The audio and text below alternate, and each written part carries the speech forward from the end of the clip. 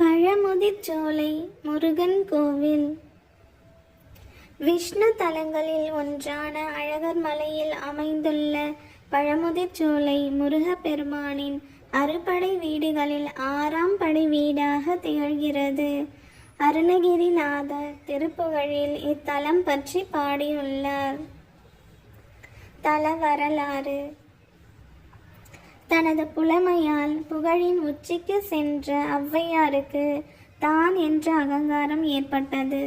அந்த அகங்காரத்தில் இருந்து ஔவையை விடுவிக்க எண்ணிய முருகன் ஔவை மதுரைக்கு காட்டு வழியாக நடந்து செல்லும் வழியில் ஆடு மேய்க்கும் சிறுவனாக தோன்றி வந்தார். அங்கிருந்த ஒரு நாவல் மரத்தின் கிளை ஒன்றில் ஏறி அமர்ந்து கொண்டார்.